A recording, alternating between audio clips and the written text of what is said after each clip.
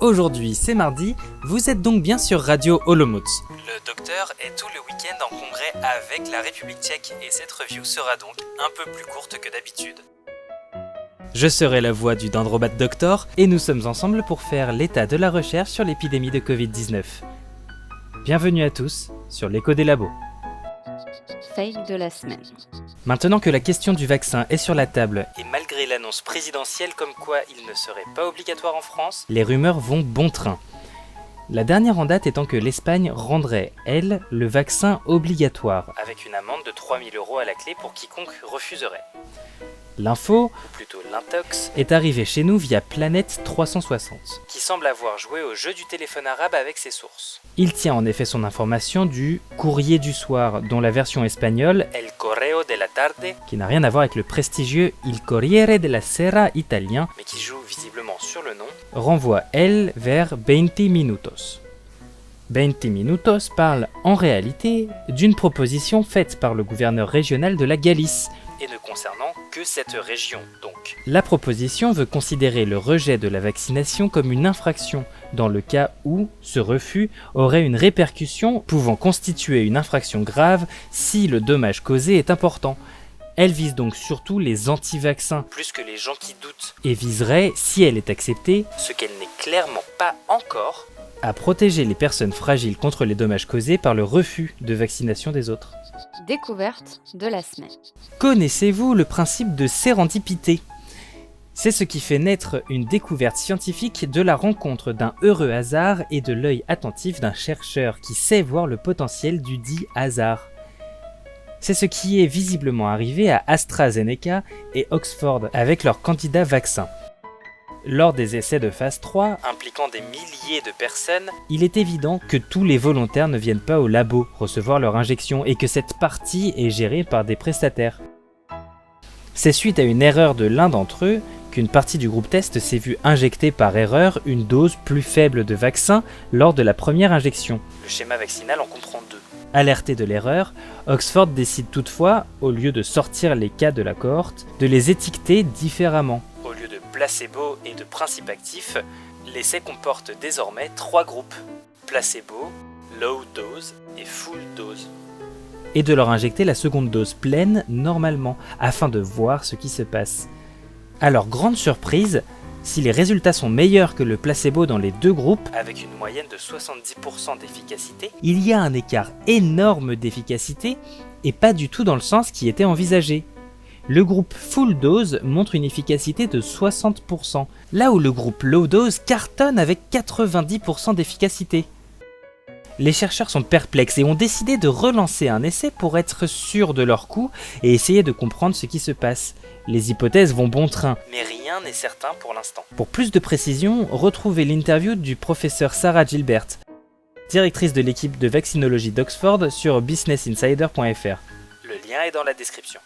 Piste de la semaine. Vaccin. Faut-il parler des effets secondaires pour lutter contre la défiance vaccinale ? Alors que plusieurs candidats sont dans les starting blocks, la question a été très sérieusement posée par des médecins supervisant les essais américains des candidats de Moderna et de Pfizer. Ces deux vaccins, comme d'autres en préparation, nécessitent en effet 2 doses pour être efficaces.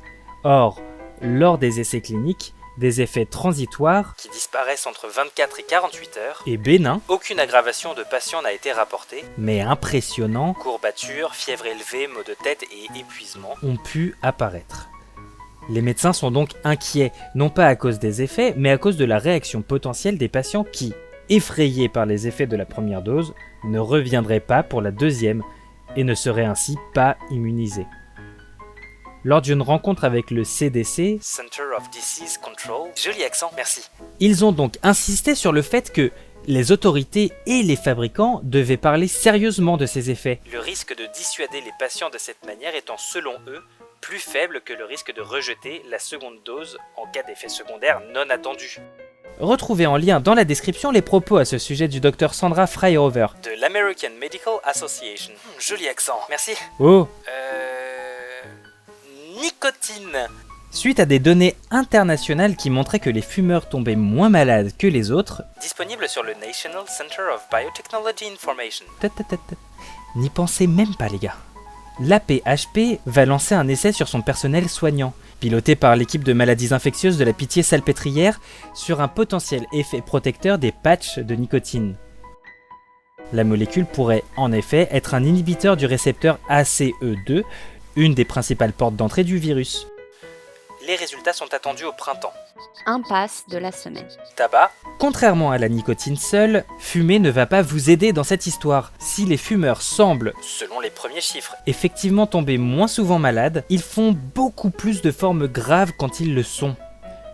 Une méta-analyse réalisée sur 146 793 personnes montre que les fumeurs ont 100% de risque de plus de faire des formes graves que les non-fumeurs, et les anciens fumeurs conservent un surrisque de 25%. Le lien de cette étude est bien évidemment en description. Mauvaise nouvelle de la semaine. Vaccin. La défiance vaccinale s'aggrave en France.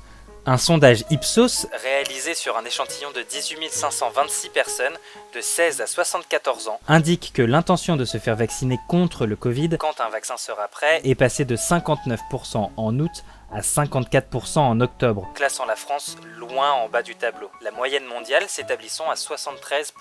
Un chiffre d'autant plus inquiétant que le conseil scientifique dit pouvoir espérer un vrai retour à la normale à l'automne 2021 si on arrive à vacciner 80 à 90% de la population.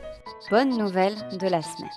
Deuxième vague. Le taux de contamination est enfin suffisamment bas pour lever quelques restrictions. À partir de ce week-end, il est de nouveau possible de se rendre dans les commerces dits non essentiels. Les activités extrascolaires d'extérieur peuvent reprendre et la limite de sortie s'étend à 3 heures et 20 km.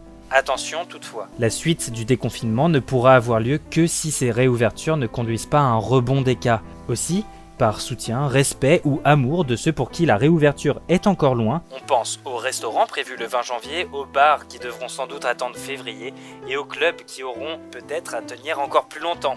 Soyons prudents et essayons de créer un contexte dans lequel toutes les restrictions puissent être levées sans tuer 400 personnes par jour, comme cela a été le cas lors du pic de cette seconde vague. Qu'est-ce que putain de quoi ?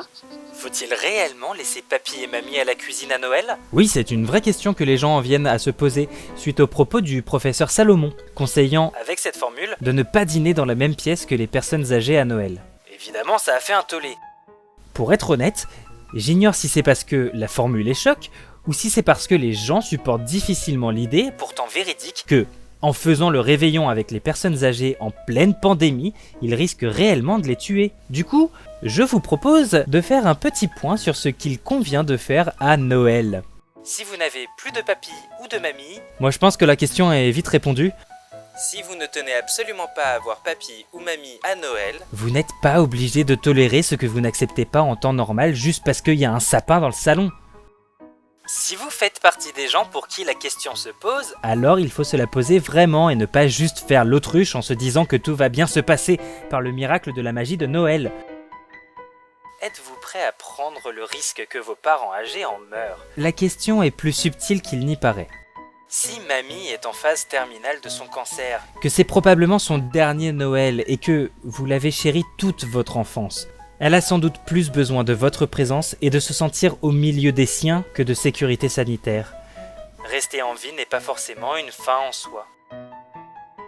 Si papy est relativement jeune, qu'il est en bonne santé et a encore de nombreuses années à partager avec vous, prenez-vous le risque de vous priver de tous les Noëls futurs avec lui en misant sur votre chance et sa résistance ? Si pour vous, Noël en famille est si important, que vous êtes prêt à prendre le risque pour eux, êtes-vous aussi prêt à donner de votre personne, à ne pas sortir et à ne voir personne pendant une semaine avant le réveillon, afin de les protéger eux ? Je ne serai pas aussi catégorique que le professeur Salomon à ce sujet. Les familles et les situations sont par définition multiples et ne peuvent avoir une seule et unique réponse. Rappelez-vous simplement que personne n'est immortel, la vie humaine est terriblement fragile et que, vu ce que 2020 nous a mis dans la tronche, ça n'a pas l'air d'être un pari gagnant que de miser sur la chance. Point méthode de la semaine. Faire de la bonne science, bien vulgarisée. Cette semaine, comme annoncé, je ne travaille pas beaucoup car je suis en conférence. À la place, je vais vous présenter le travail des autres pour vous montrer un peu ce que c'est que la recherche faite avec méthode et bien vulgarisée. Je vais vous parler du biostatisticien et d'autres collègues dont j'admire le travail dans ce domaine.